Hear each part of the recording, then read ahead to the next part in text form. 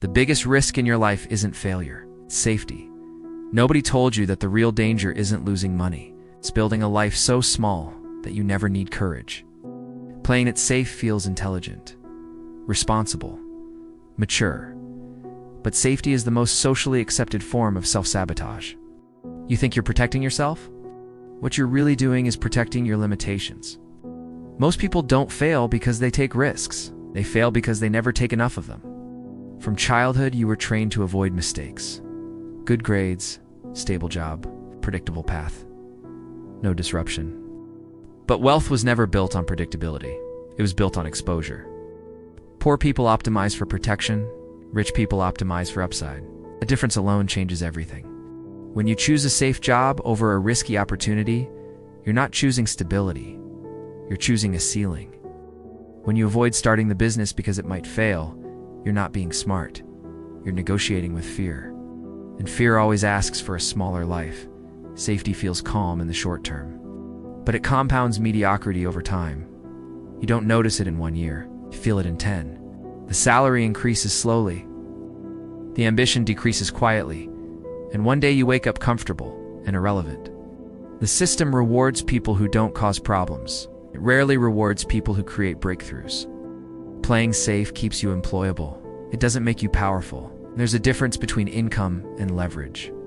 Income comes from effort. Leverage comes from exposure. Exposure means your reputation is on the line. Your capital is on the line. Your ego is on the line. That's why most people avoid it. They say they want wealth, but they structure their lives to avoid discomfort. They invest only when it's guaranteed. They act only when it's certain, but certainty is expensive. By the time something feels safe, the upside is gone. Real wealth is built in uncertainty. The rich understand something uncomfortable. Volatility creates opportunity. The poor interpret volatility as danger, so they hide inside routines. Routine feels productive. But routine without expansion is just repetition. Repetition without growth is financial stagnation. You don't stay broke because you lack intelligence. You stay broke because you avoid exposure. You don't send the bold email. You don't raise your prices. You don't ask for equity. You don't build the audience. You don't move cities. You don't invest aggressively. You stay in the safe lane. And the safe lane moves slowly. The tragedy isn't that you fail. The tragedy is that you never test your real capacity. Failure stretches you. Safety shrinks you. Failure teaches negotiation, resilience, strategy. Safety teaches compliance. Compliance creates workers. Exposure creates owners. And ownership is where wealth compounds. Every major breakthrough in your life will require you to feel unqualified, uncertain, and slightly exposed. That feeling you avoid, that's the doorway. If your strategy protects you from loss at all costs, it also protects you from scale. Wealth requires calculated risk.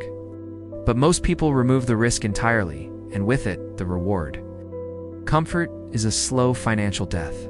It doesn't explode, it erodes. Year by year, your ambition adjusts to match your environment. And your environment was designed for stability, not greatness. The hidden cost of playing it safe isn't visible on your bank statement. It shows up as unrealized potential. It shows up as quiet regret. It shows up when you realize you've built a stable cage. The world doesn't pay for caution, it pays for courage. So the question isn't whether risk exists. The question is whether you're willing to trade short-term safety for long-term leverage. Because the biggest risk in your life isn't losing. It's never stepping into a game big enough to win.